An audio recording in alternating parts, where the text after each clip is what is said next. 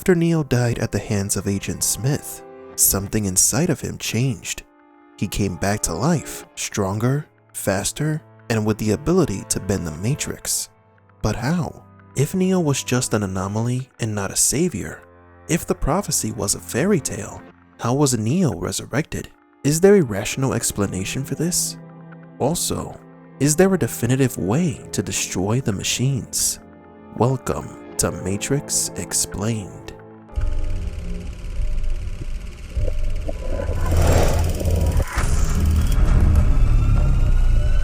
Welcome to the desert of the real.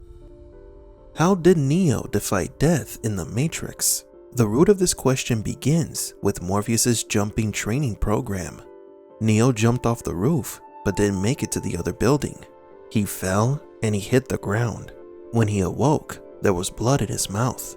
Here is when Neo asked the question. If you're killed in the Matrix, you die here? The body cannot live without the mind. Morpheus confirms to Neo that if someone dies in the Matrix, they die in the real world. This is a reference to the philosophy of Cartesian dualism, also known as mind-body dualism. The man who this philosophy was named after claimed that his mind and body were not like a sailor steering a ship. They were closely linked, fused, that they formed one entire entity, as in the union between mind and body is so strong that it cannot be differentiated. The mind and the body depend on each other. They need each other to survive. But then if the body cannot live without the mind, how was it possible that Neo survived? There are many plausible explanations, but the answer can be found in Neo's condition as the anomaly. Neo carries the code of the anomaly within him.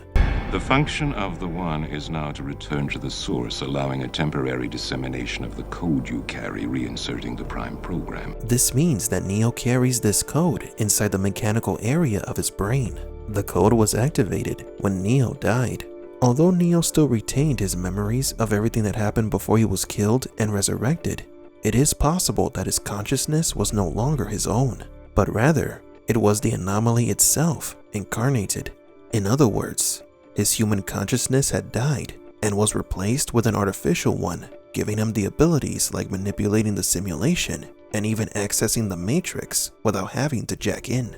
It can be argued that from the end of the original Matrix, Neo no longer had a human soul or mind, but that the anomaly had replaced him, just like what happened to Bane when Smith assimilated him. Only in Neo's case, his memories were preserved to facilitate the path of the One. If this hypothesis is true, Neo never resurrected. Thomas Anderson died and his body was taken over by the anomaly. All of Mr. Anderson's memories were stored in the mechanical storage in his brain. The human Neo was no more, and there is proof of this. After Smith infected Bane's body, he sabotaged an important mission against the Sentinels. He prematurely activated an EMP bomb that left the Resistance members involved in the mission defenseless, resulting in their elimination. But the EMP also affected Bane. He fell into a coma. How would an electromagnetic pulse affect a human?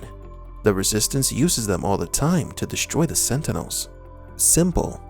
Bane's mechanical implants were affected by the EMP, the parts that were infected with the Smith virus. Bane no longer had a human soul, so when the pulse deactivated his implants, the body shut down. The same thing happened to Neo after he used an electric discharge similar to an EMP that came from his body to destroy a small group of Sentinels.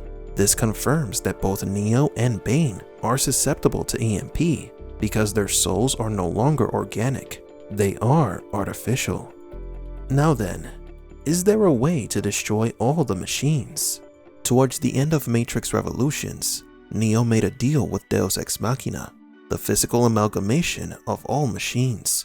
The program Smith has grown beyond your control. Soon he will spread through the city as he spread through the Matrix. You cannot stop him. But I can. What do you want? Peace. The existence of Ex Machina shows that in the real world, all machines function as a collective mind. They are all connected to the source. Evidence of this is when, after Neo made the deal with the machines, the Sentinels who have invaded the city of Zion ceased their attack on the people, meaning that although there might be some individualism among the machines, they also function as a hive, and that is their Achilles heel. Theoretically, a strong computer virus could corrupt and destroy all the machines.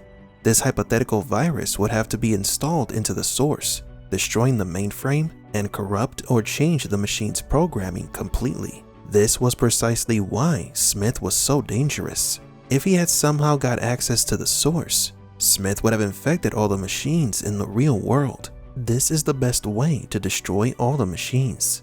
Not by destroying the simulation, as the Oracle prophesied, but by creating a super virus that infects the source and all the machines connected to it.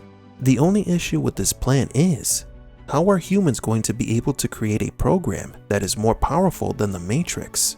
This resolution to the war would create a major plot hole similar to Independence Day.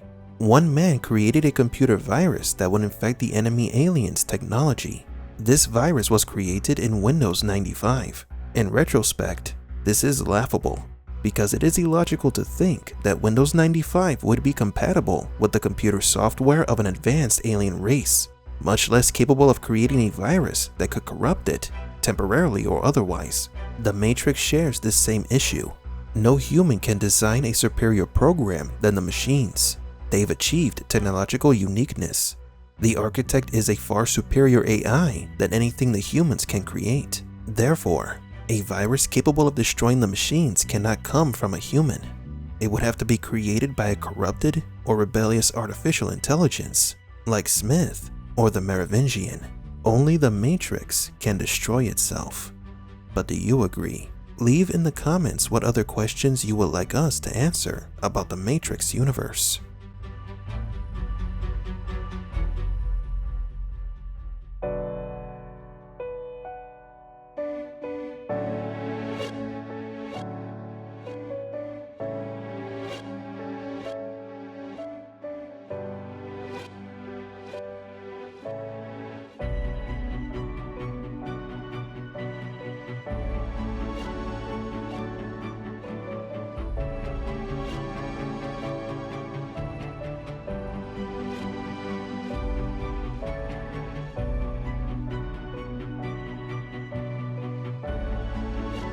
For Matrix Explained, please leave a like and subscribe.